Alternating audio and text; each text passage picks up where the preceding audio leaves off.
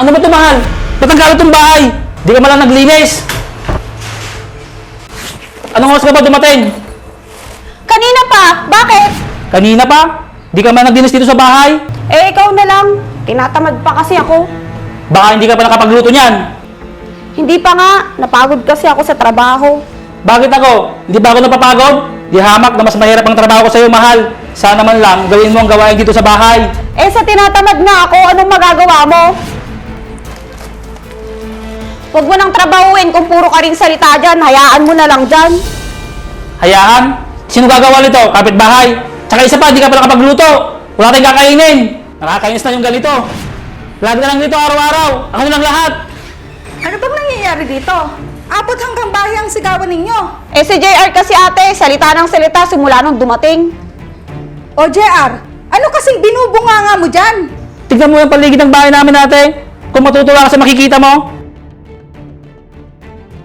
Oo nga, bakit makalat? Matutuwa ka ba kapag ganito lagi makikita mo pagkagaling mo ng trabaho? Magtulungan na lang kayo para matapos lahat ng trabaho dito sa bahay ninyo. Ang akin lang sana, kumilos naman sana siya pag dumating dito sa bahay. Hindi yung hihilata at mag-cellphone na lang. Kung gusto nyo, kumuha na lang kayo ng katulong para hindi na kayo nagsusumbatan palagi. Dadalawan na nga lang kayo. Away pa kayo ng away dahil sa mga gawaing bahay. Ayos lang naman sana sa akin, ate. Kung hindi lang mas pagod yung trabaho ko. Ikaw ba naman yung maghapon bilad sa araw? Sige, tapusin nyo na lahat ng mga gawain dito sa bahay ninyo. Huwag na kayong mag-away, ha?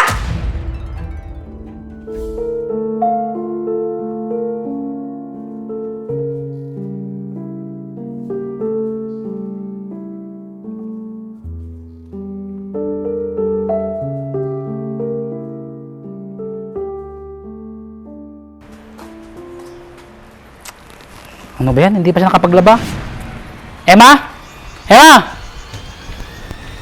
Bakit, mahal? Hindi ka pa nakapaglaba? Ano ginawa ko maghapon? Pasensya ka na, mahal. Nakatulog kasi ako, kagigising ko lang din. Kagigising mo? Tapos ano?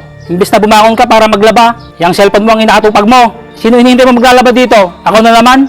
Paglalaba na nga rin, hindi po magawa. Anong magagawa ko kung tinatamad na ako? Emma, tinitiis ko ang lahat kahit sobrang pagod ko. Gawin mo naman yung obligasyon mo. Ano to? Nagre-reklamo ka? Ganon. Hindi naman ako nagre-reklamo. Napapasin ko lang kasi yung katamaran mo ang pinapairal mo. Eh di wag mong pakialaman yung mga yan. Ano to? Hayaan mo na lang masira. Buti sana kung damit mo lang yan. Hay nako, bahala ka na nga dyan. Maglaba ka kung gusto mo. Basta ako tinatamad.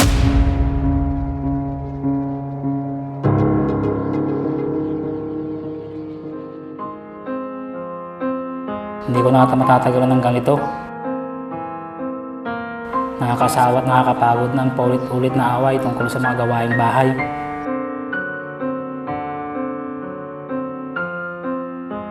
Mas maganda na lang na magkanya-kanya tayo.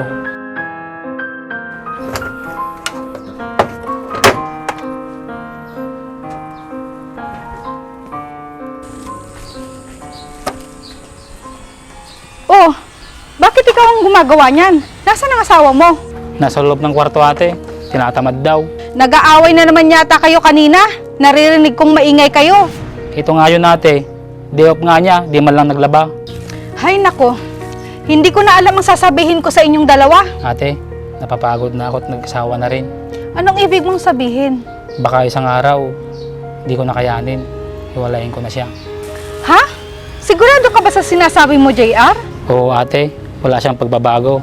Hindi man lang niya ako matulungan sa gawaing bahay. Buti sana kung wala akong trabaho. Ayokong sumang-ayon sa mga desisyon mo. Ikaw lang ang nakakaalam kung anong mas makakabuti para sa'yo. Oo, ate. Mas maganda magkanya-kanya na lang kami. Hindi rin niya nagagampanan yung obligasyon niya dito sa bahay. Wala akong masasabi tungkol dyan. Ikaw ang nakakaranas sa sitwasyon nyo sa araw-araw. Ikaw ang bahala. Pag-usapan nyo muna ng asawa mo yan bago ka gumawa ng hakbang. Oo, ate. Ano yung dala mo? Ulam ninyo, baka kasi wala pang nakapagluto sa inyo. Sige na, kumain ka na doon. Salamat, ate. Sakto, gutom na ako.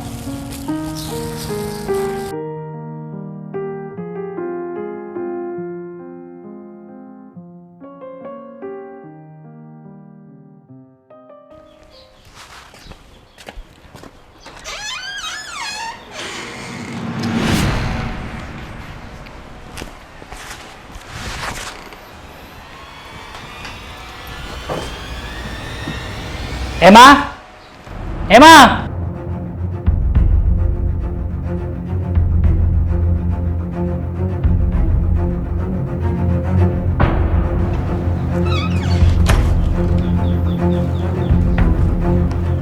Ano ba yan? Hindi pa nagsaing. Wala pang ulam. Tayo pa hugasin dito.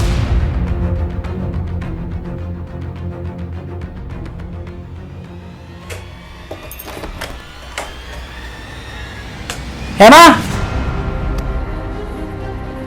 Ano bang problema mo? Natutulog ang tao eh, pagod ako! Ako, pagod ako galing trabaho.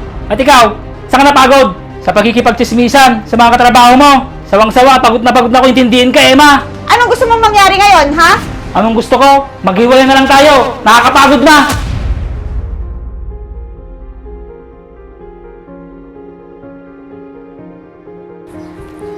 Anong sinabi mo? Anong nangyayari sa inyo? Ate, makikipaghiwalay na daw po si JR sa akin. JR, totoo ba? Oo ate, hindi ko na kayang tiisin ang katamaran niya. Hindi ba sinabi ko na sa'yo na mag-usap muna kayo? Ilang beses ko siyang kinausap ate, pero walang pagbabago. Tamad talaga siya.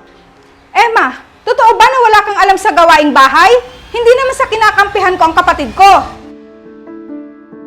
Gusto ko lang malaman ang totoo. Wala na akong magagawa sa desisyon ng kapatid ko, Emma. Pasensya ka na.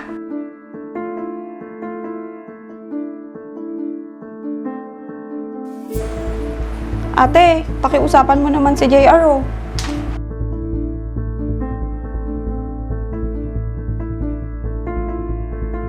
Pasensya ka na Emma, pero ayoko na. Hindi ka nagbago, simula pa noon. Hindi ka na dalaga, may asawa ka na. At ako yun, hindi na magbabago ang desisyon ko Emma.